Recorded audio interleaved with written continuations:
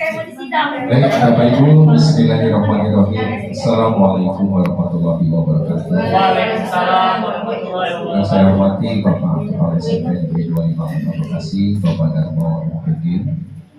Yang kami hormati Bapak Ibu tim manajemen, yang kami hormati Bapak Ibu koordinator mata pelajaran rumpun di SMP Negeri 2 Imam Kota Bekasi. Pertama-tama marilah kita memanjatkan rasa syukur kehadirat Allah Subhanahu wa taala. Alhamdulillah hari ini bertepatan dengan hari Rabu tanggal 21 Desember tahun 2022, kita sama-sama dapat memenuhi undangan kegiatan diseminasi modul 1-4 oleh narasumber yaitu Ibu Hajah Nedi dalam rangka mengikuti praktik baik calon guru penggerak. Bapak Ibu, selawat serta salam mari kita curahkan ke junjungan Nabi Muhammad Sallallahu Alaihi Wasallam. Semoga kita semua yang hadir dapat syafaat di hari kiamat. Amin ya rabbal alamin. Selanjutnya Bapak Ibu yang kami hormati, mari kita awali kegiatan ini dengan sama-sama membaca basmalah. Bismillahirrahmanirrahim. Acara yang pertama, marilah kita mendengarkan sambutan Bapak Kepala SMP Negeri 25 Kota Bekasi kepada Bapak Darmo MPD. Kami silakan.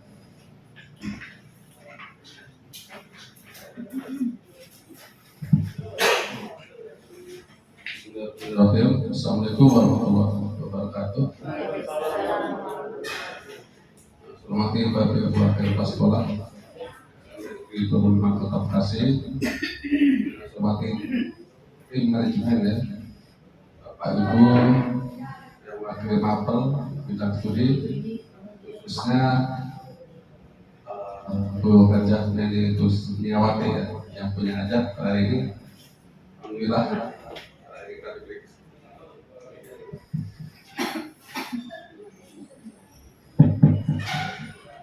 Alhamdulillah pada hari ini kita diberi banyak nikmatan, terutama kita sehat, sehingga kita dapat menghadiri acara destinasi calon guru penggerak yang diundang oleh Ibu Hajah Nedi Tusniawati SPD. Tak lupa kita sampaikan salam kita kehadiran dan Muhammad SAW dan keluarganya, sahabatnya dan para kita semua selaku pengikutnya. Semoga nanti mendapatkan syafaat di yaumil akhir. Bapak Ibu yang saya hormati, guru penggerak memang target dari Menteri Pendidikan kita di tahun ini kalau bisa sebanyak-banyaknya itu buka peluang itu. Banyak kemarin sampai beberapa orang ya yang usia di bawah 50 tahun itu ada 7 orang kelas kemarin. Pak Hari, Tias, lainnya ya, udah kasih kabar 3 orang udah daftar itu. Pak Ari beberapa hari belum daftar ya, Pak Arif juga ya. Ini nggak ada TKK nih, sama aja posisinya Pak. Mau TKK mau PNS, kalau bisa usianya di bawah 50 tahun ikut daftar guru penggerak itu. Jadi dari data Kota Bekasi, mari dibandingkan dengan Kabupaten Bekasi ya, ini masih kalah jauh. Pada waktu di Bapisa terakhir oleh kemarin Bu PTK ya, itu di Bekasi udah 50, di Kota Bekasi masih di bawah 100.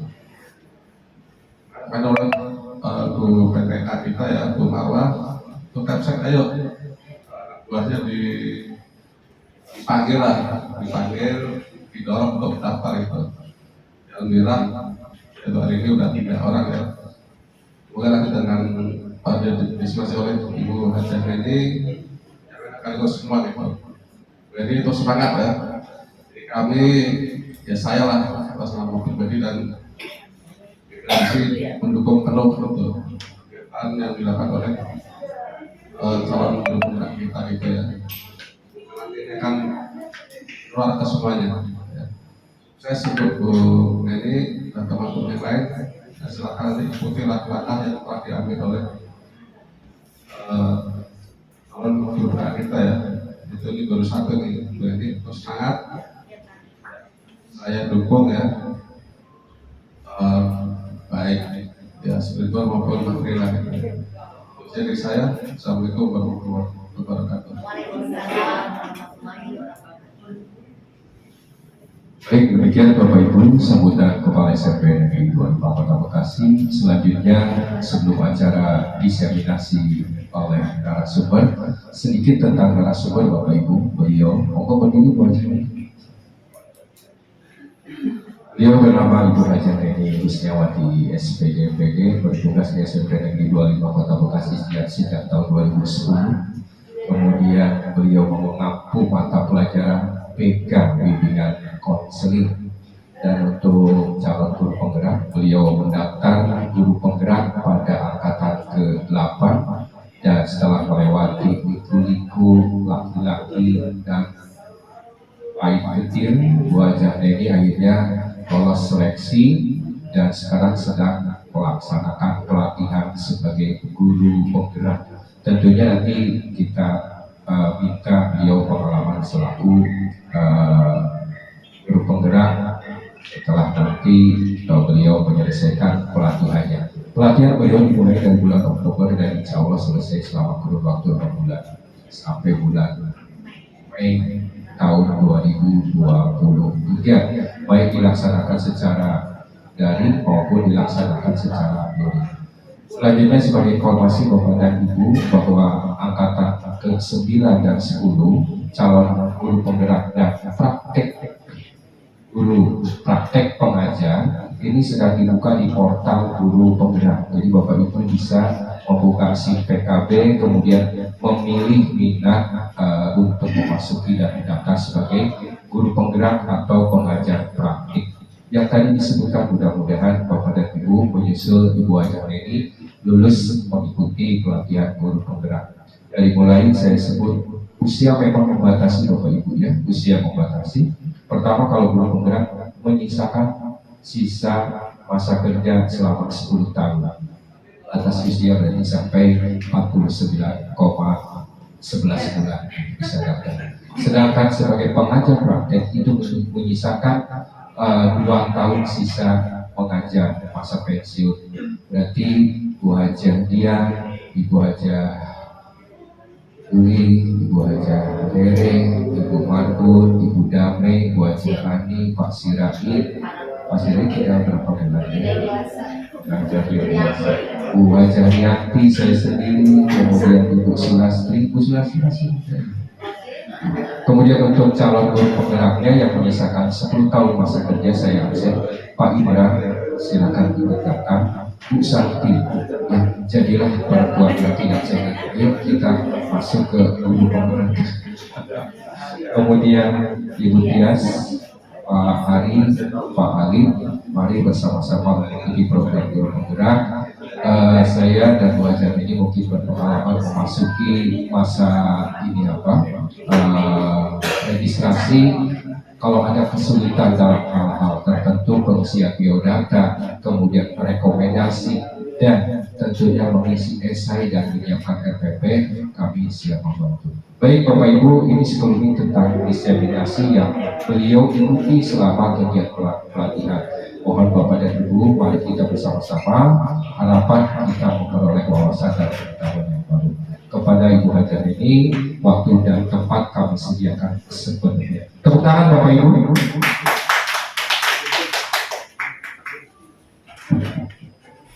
Terima kasih pada Bapak Wakil yang menjadi MC pada kegiatan pagi hari. Assalamualaikum warahmatullahi wabarakatuh. Alhamdulillahirabbil alamin, wassalatu wassalamu ala asyrafil anbiya'i wal mursalin wa ala alihi washabbihi ajma'in, amma ba'du. Rabbi shrah li sadri wa yassir li amri wahlul 'uqdatam min lisani yafqahu qawli. Yang sama-sama kita hormati Kepala SMP Negeri 25 Kota Bekasi, Bapak Darmo MPD. Yang kita hormati Bapak Wakil Bidang Kurikulum, Bapak Rahmat Ubara MPD. Yang saya hormati Bapak Ibu semua yang hadir dalam kegiatan pada pagi hari ini.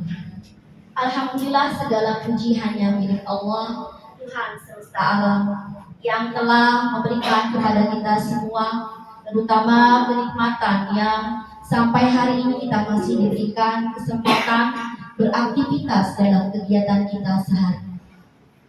Salawat dan salam tak lupa kita sampaikan kepada Rasulullah Muhammad Sallallahu Alaihi Wasallam. Bapak Ibu, untuk kegiatan diseminasi modul 1.4 yang akan saya sampaikan adalah merupakan rangkaian aksi nyata saya dalam kegiatan pendidikan guru penggerak angkatan 7. Mungkin sebelum memulai untuk saya menanyakan slide, di sini saya memberikan informasi kepada Bapak Ibu. Alhamdulillah, dibilang terasa tidak terasa Bapak Ibu, saya sudah 3 bulan ternyata Bapak Kepala Sekolah, saya sudah 3 bulan dari Oktober, November, Desember. Ini adalah 3 bulan pertama saya mengikuti program guru penggerak. Untuk Januari dan Februari memang nanti dipending karena ikuti aturan anggaran. Jadi mulai lagi insya Allah bulan Maret, April, Mei. Namun di sela-sela itu alhamdulillah masih banyak sekali PR-PR yang harus memang saya kerjakan seperti itu Bapak Ibu. Lalu informasi selanjutnya saya akan sampaikan di program guru penggerak Bapak Ibu. Di sini adalah menggunakan pembelajaran alur merdeka. Mungkin biar tahu ya Bapak Ibu. Alur merdeka dalam kegiatan pendidikan guru penggerak, M di situ adalah mulai dari diri. Jadi dari setiap kegiatan kita mengerjakan materi itu dari alur merdeka. M-nya adalah mulai dari diri, lalu E-nya eksplorasi konsep, lalu R-nya ruang kolaborasi. Ruang kolaborasi di sini kita bertemu dengan fasilitator kita. Jadi fasilitator itu membawahi 12 CGP. Lalu alur yang selanjutnya adalah demonstrasi kontekstual. Dan selanjutnya E kedua adalah elaborasi pemahaman. Elaborasi itu adalah ruang kita untuk Zoom dengan instruktur. Jadi ada 2 pertemuan secara luring, baik itu dengan fasilitator maupun dengan instruktur. Lalu K-nya adalah koneksi antar materi dan terakhir adalah aksi nyata modul. Nah, Bapak Ibu, hari ini adalah aksi nyata saya di modul 1.4. Sebenarnya di budaya positif ini sangat banyak materinya Bapak Ibu.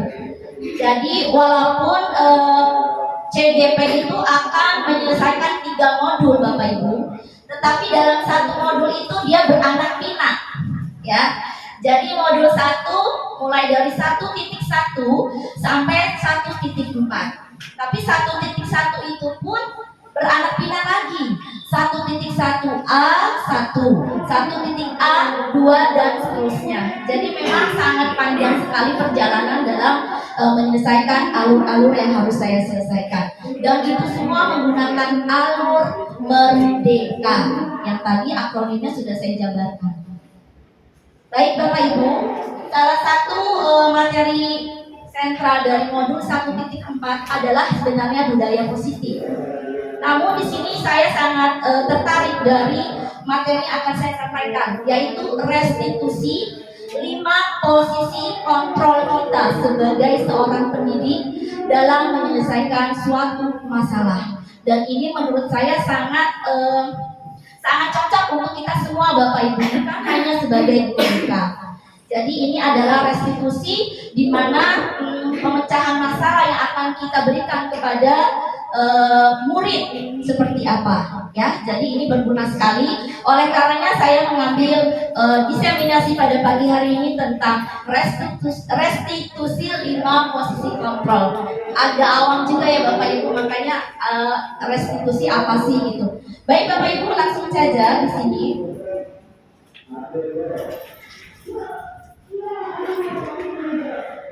Apa sih restitusi? Ya, Ini Bapak Ibu bisa lihat di sini.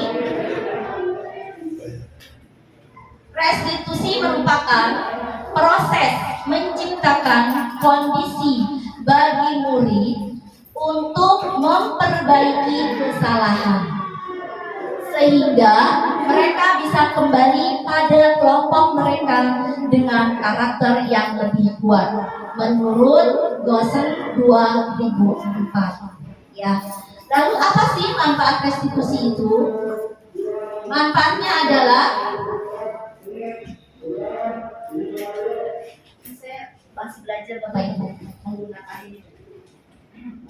Oke, manfaatnya adalah membantu murid menjadi lebih memiliki tujuan, disiplin positif, dan memulihkan dirinya setelah berbuat salah. Nah, inilah kenapa saya menyampaikan atau menyebarluaskan informasi ini kepada Bapak Ibu, karena ini adalah tugas kita bersama Bapak Ibu, bukan hanya guru BK ataupun bukan hanya siapa, tapi untuk semua pendidik yang memang kita berhubungan erat sekali dengan murid.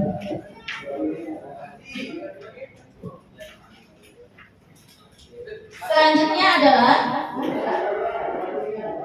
5 posisi kontrol ya Bapak Ibu. Jadi dalam kita melakukan restitusi, kita ada di mana nih posisi kita? Seperti itu Bapak Ibu.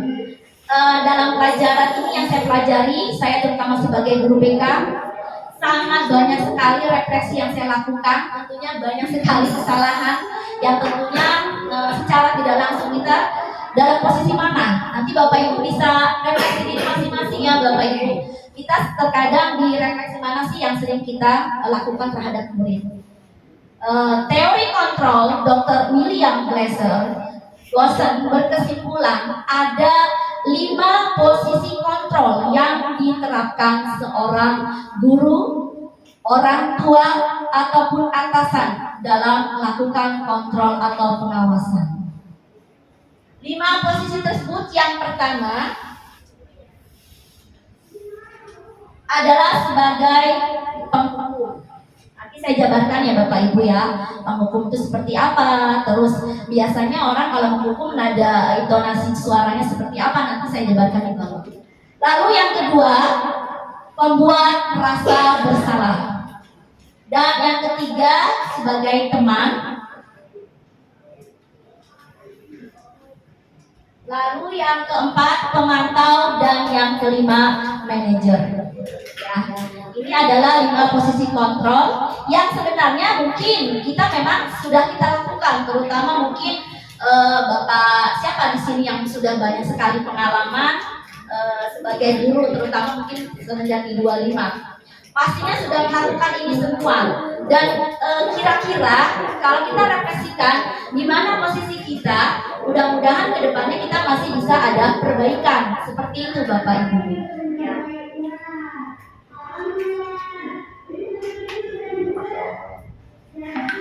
Baik, posisi penghukum. Nah, nanti kita bisa kira-kira, aduh saya biasanya sering di sini nih posisi saya.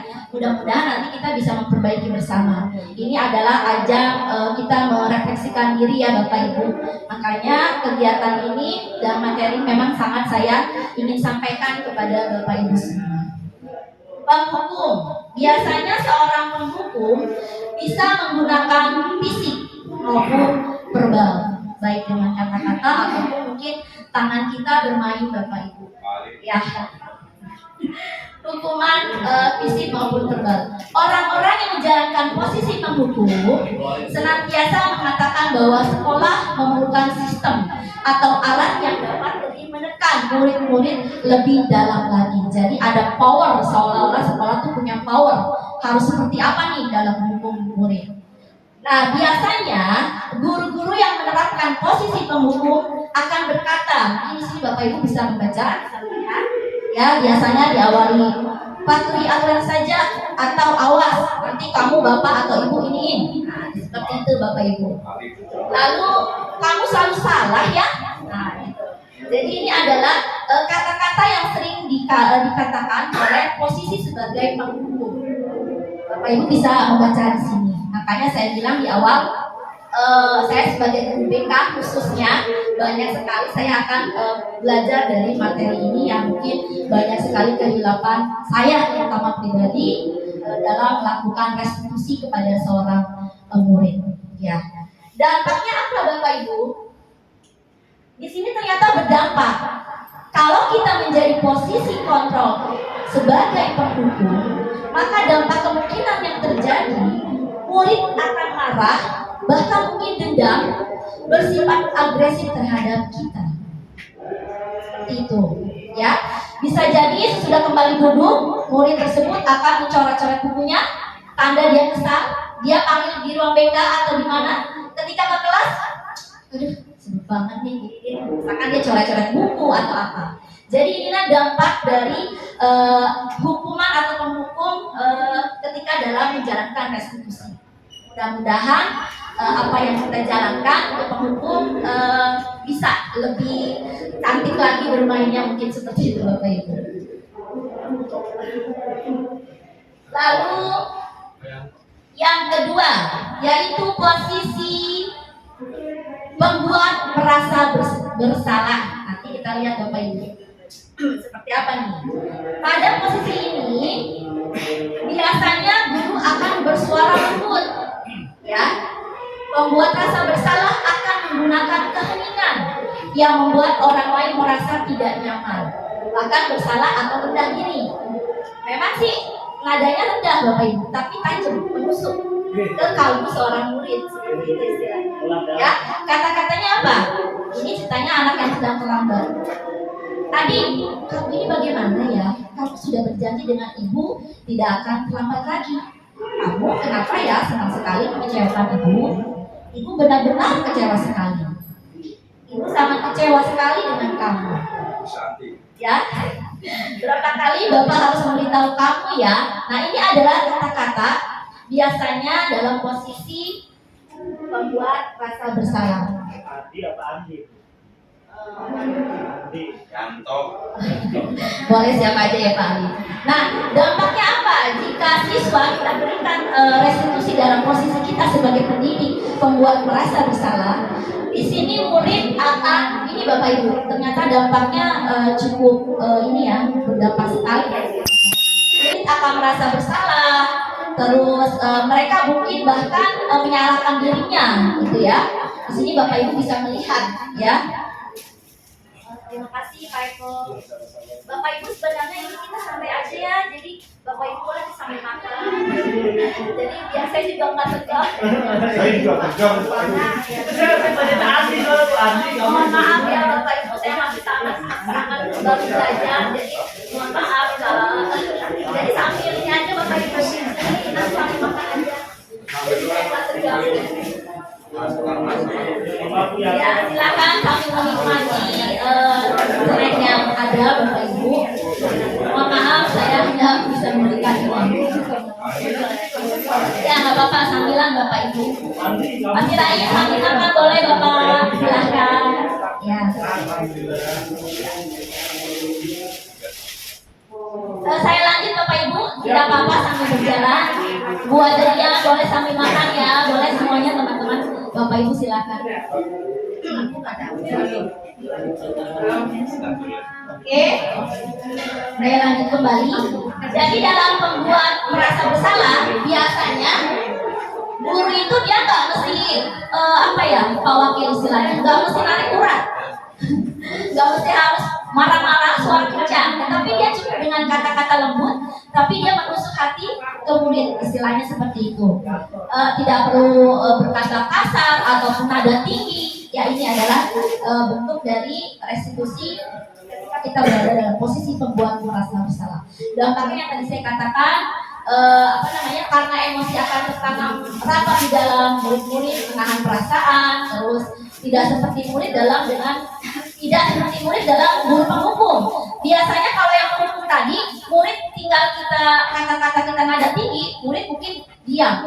Tapi kalau yang merasa pembuat merasa bersalah, itu dampaknya murid akan merasa rendah diri mungkin Bapak Ibu. Itu sangat fatal sebenarnya. Ya, dari dua posisi kontrol mungkin Bapak Ibu bisa merefleksikan. Baru 2 posisi saya kira-kira seringnya di 1 atau 2. Terutama saya Bapak Ibu ya, ini saya bicara kita semua untuk merefleksikan. Lalu yang ketiga adalah sebagai teman. Oke, sebagai teman di sini seperti apa?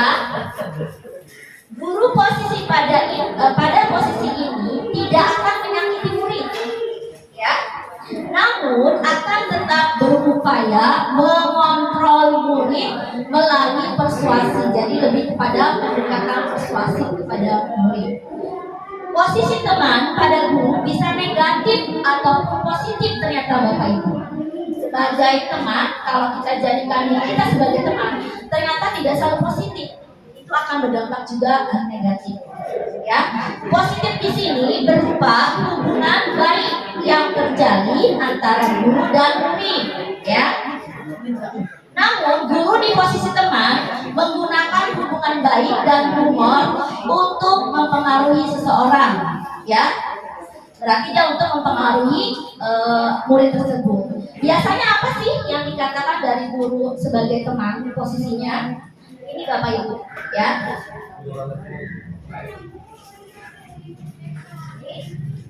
Ayolah bantu ibu ayo bantulah demi bapak ya. Nah ini biasanya kata-kata ini posisi sebagai teman. Ya. Ayo ingat tidak bantuan bapak selama ini. Jadi seolah-olah ingin dilihat betapa besar seorang guru dia memiliki kontribusi seperti itu. Lalu ya sudah kali ini tidak apa-apa, nanti ibu bantu bereskan ya.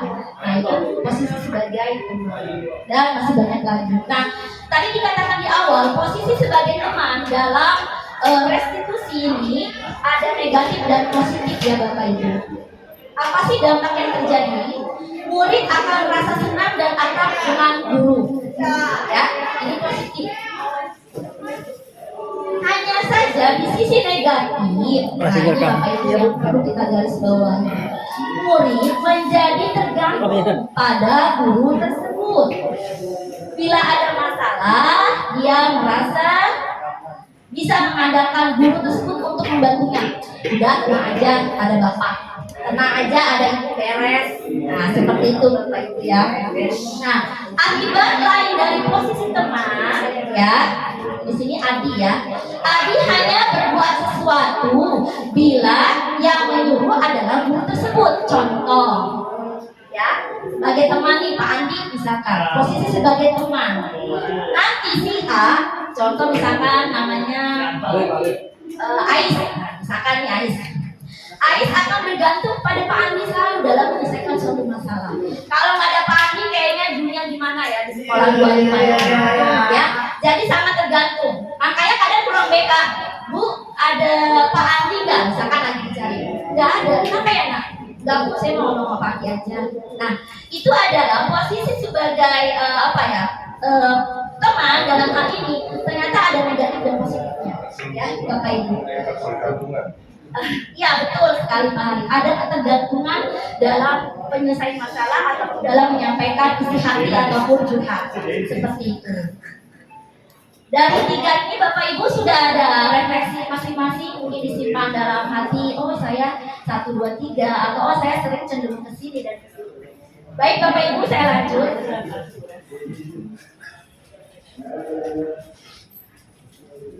Ini sebenarnya memantau yang keempat ya Bapak Ibu. Karena terpotong.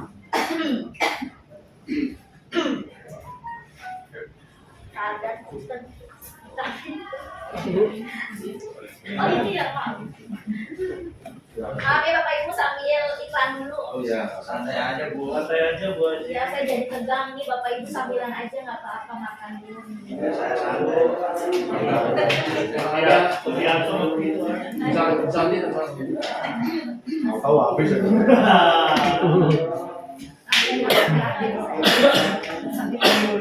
Santai. Ini agak terburu-buru karena memang waktu saya juga terbatas Bapak Ibu. Ada kegiatan lagi setelah ini kata Mas. Bukan saya yang mewakil, saya Mas santai. Baik, saya lanjut Bapak Ibu. Posisi kontrol yang selanjutnya adalah sebagai pendidik pemantau. Nah, dalam posisi pemantau, apa nih biasanya sebagai pemantau yang sering kita lakukan? Ya, jadi memantau berarti mengawasi, ya. Pada saat kita mengawasi, kita bertanggung jawab atas perilaku orang-orang yang kita awasi, ya. Posisi pemantau berdasarkan pada peraturan dan konsekuensi dengan menggunakan sanksi atau konsekuensi, ya. Kita dapat memisahkan hubungan pribadi kita dengan murid. Sebagai seseorang yang menjalankan posisi pemantau, biasanya apa pertanyaan diajukan? Nah, ini pertanyaannya Bapak Ibu. Kira-kira kita dalam posisi pemantau atau bukan? Peraturannya apa ya? Apa yang akan kamu lakukan? Sanksi atau konsekuensinya apa? Nah, itu biasa sering disebutkan kata-kata itu. Lalu pemantau biasanya nada suara datar Bapak Ibu. Tidak usah nada tinggi, bahasa tubuh yang formal. Contoh, ini sebagai guru nih ya. Ini sebagai guru contoh. Tadi, tahukah kamu jam berapa kita memulai? Tahu Pak, kata Adi. Lalu guru ngomong lagi, kamu terlambat 15 menit. Apakah kamu sudah mengerti konsekuensi yang harus dilakukan bila terlambat? Nah, ini biasanya dilakukan mungkin lebih sering kalau nggak ke piket biasanya mungkin ya Bapak Ibu, piket ketika kita menjalankan tugas sebagai piket. Ada di posisi pemantau. Nah, dampaknya apa yang terjadi? Murid memahami konsekuensi yang harus dijalankan karena telah melanggar salah satu peraturan sekolah. Guru tidak menunjukkan suatu emosi yang berlebihan karena tadi datar saja ya dari nada dan sikap kita pun tidak harus nada tinggi. Terus ini menjadi marah atau merasa berbuat salah, murid tetap dibuat tidak nyaman. Sebenarnya tidak nyaman walaupun nadanya juga datar, yaitu dengan harus tinggal kelas pada jam istirahat. Nah, ini mungkin biasa kalau piket ya Bapak Ibu. Biasanya dulu sebelum COVID itu kita menjalankan konsekuensi ketika murid terlambat hadir yang Pak Wakil biasanya tidak boleh mengikuti jam pelajaran. Nah, di situ sebagai pemantau otomatis sebagai piket tidak akan bisa meninggalkan anak yang sedang dipantau seperti itu.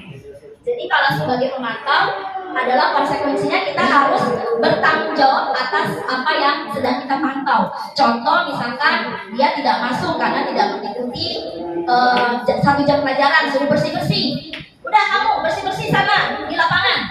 Tapi yang dulu misalkan ngobrol di pos atau misalkan yang nyuruh Bapak Ibu gurunya ada di kantor sedang duduk manis atau sedang membaca. Nah, jadi mereka ya akan menjalankannya juga kalau ada Bapak baru ngurutin sampah. Seperti itu Bapak Ibu. Kurang lebihnya sebagai posisi pemantau ya. Lalu yang terakhir, ini lalu udah terakhir Bapak Ibu.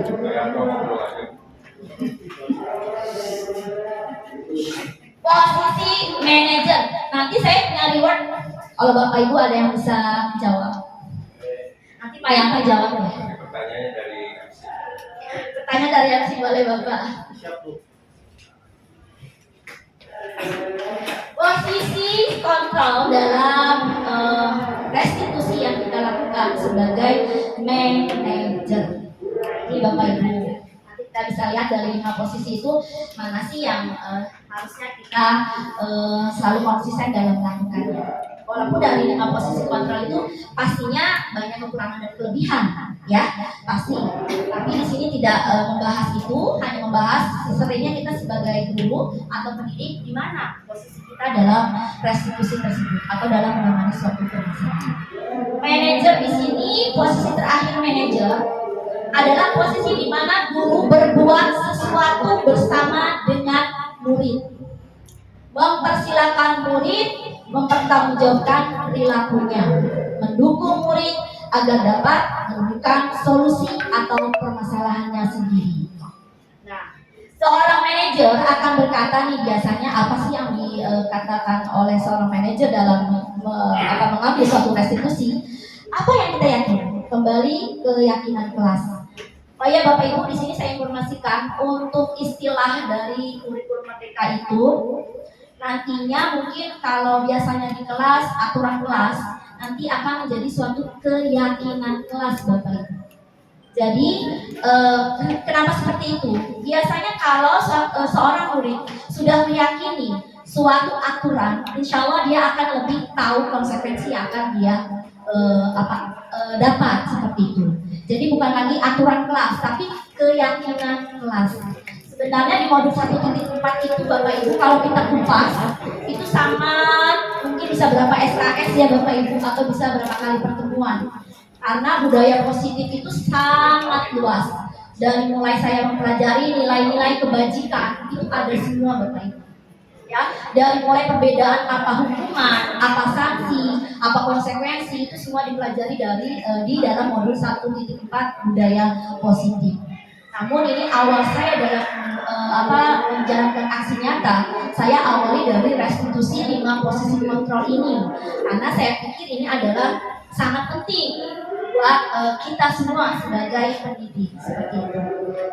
Bapak Ibu, sebenarnya untuk 5 posisi kontrol sudah selesai. Bapak Ibu sudah selesai saya sampaikan.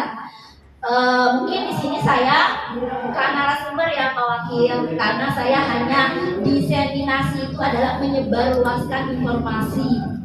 Mungkin kalau untuk narasumber belum dan sangat belum mumpuni. Jadi saya hanya sharing ilmu yang saya dapat. Oleh karenanya, mari sama-sama kita merefleksikan diri dari 5 posisi kontrol kita sebagai seorang pendidik, di mana seringnya kita lakukan atau di mana dari kelima tersebut yang secara tidak langsung maupun langsung kita melakukan hal tersebut dalam